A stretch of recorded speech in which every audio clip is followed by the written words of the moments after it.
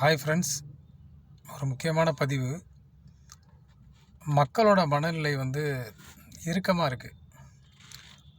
என்னென்னு கேட்டிங்கன்னா, ஒரு சைடு பார்த்திங்கன்னா எல்பிஜி பிரச்சனை, கேஸ் பிரச்சனை, சிஎன்ஜி பிரச்சனை, பெட்ரோல் டீசல் தட்டுப்பாடு. காரணம் என்னென்னா, அமெரிக்காக்காரங்க ஈரான் மேலே குண்டு போடுறதுனால, பதிலுக்கு ஈரான் தாக்குதல் சவுதி இந்த மாதிரி கல்ஃப் கண்ட்ரீஸில் போடுறதுனால அங்கங்கே கச்சா எண்ணெய் பிரச்சனை.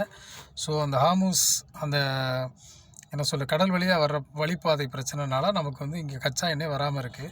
ஸோ அதையும் ஓவர் கம் பண்ணி ஸோ நம்ம கவர்மெண்ட் மக்களுக்கு டிஸ்ட்ரிபியூட் பண்ணுறாங்க.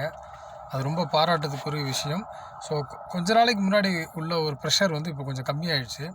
ஸோ ஒரு சைடு எல்பிஜி கேஸ் பிரச்சனைனா, இன்னொரு சைடு பார்த்திங்கன்னா பொலிட்டிக்கலில் உள்ள அரசியல் தலைவர்களுடைய கேம்பெயின். ஏன்னா புது கவர்மெண்ட்டை வர வைக்கிறதுக்காக நம்ம தேர்தல் கமிஷனர் மூலமாக நமக்கு நடந்துகிட்ருக்கு. பறக்கும் படை அது இதுன்னு நிறைய பார்த்துட்ருப்பீங்க.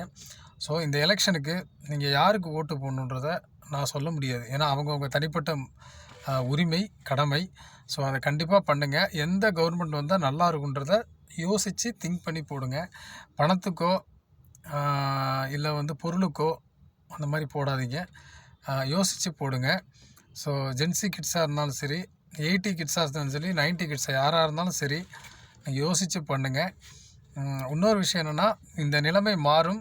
ஸோ எலெக்ஷனுக்கு அப்புறம் லாக்டவுன், எனர்ஜி லாக்டவுன் போடணுன்ற மாதிரி எதுவும் வருமா வராதான்றதெல்லாம் எனக்கு தெரியாது. ஸோ எது வந்தாலும் நம்ம பிரதர் மோடி ஐயா சொன்ன மாதிரி எதிர்கொள்ள தயாராக இருக்கணும். எங்கேயோ இருந்த ஒரு மூலையில் நம்ம வீட்டில் இருந்த ஒரு சிலிண்ட்ரு இன்றைக்கி உலகம் ஃபுல்லாக அதான் கதாநாயகனாக இருக்குது. நைட்லாம் பார்த்திங்கன்னா கனவுல சிலிண்டர் தான் போகுது. ஏன்னா இவ்வளோ நாள் முக்கியத்துவம் கொடுக்காத இந்த சிலிண்டர் இன்றைக்கி நமக்கு இவ்வளோ தூரம் நம்ம வாழ்க்கையை புரட்டி போடுது அப்படின்னும் போது ஆச்சரியமாக இருக்குது. ஸோ ஒரு சாதாரண விஷயத்தை நம்ம பெருசாக நினச்சிக்கிட்டு இருந்தோம். ஆனால் இன்றைக்கி அந்த சாதாரண ஒரு விஷயந்தான் பெரிய விஷயமாக போயிட்டுருக்கு. ஸோ அண்ணாக்கள்லாம் சிலிண்டரை நம்ம வீட்டில் மாற்றிட்டு போகும்போதெல்லாம் பெருசாக தெரியாது, புக் பண்ணுவோம் வருவோம். ஸோ அதனுடைய மகிமை என்னன்றது இப்போ நல்லா நமக்கு தெரியுது. ஸோ அளவாக கேஸை யூஸ் பண்ணுங்கள், எலக்ட்ரிசிட்டியை அளவாக யூஸ் பண்ணுங்கள். இன்றைக்கி ஒரு ஹோட்டலில் நான் சாப்பிட்டேன். ஸோ 3 இட்லி 1 வடை தான் சாப்பிட்டேன். ரொம்ப பெருசாக சாப்பிடல. எப்போயுமே கேஸில் பயன்படுத்திகிட்டு இருக்கவங்க விறகு அடுப்பில் தான் இன்றைக்கி பண்ணாங்க. நான் பெரிய கடை நான் நேரில் பார்த்தேன், ரொம்ப ஆச்சரியமாக இருந்துச்சு. ஸோ அந்த நிலைமையெல்லாம் மாறணும். நம்ம அரசாங்கம் அதுக்கு ஒரு நல்ல தீர்வு கொடுக்கணும். மக்கள் விரும்புகிற அரசாங்கம் வரணும். மக்களுக்கு நல்லபடியாக நடக்கணும், நல்ல விஷயங்கள் நடக்கும். அமெரிக்காக்காரங்க இன்னொரு நாளை கைப்பற்றணும், எண்ணத்தை கைவிடணும்.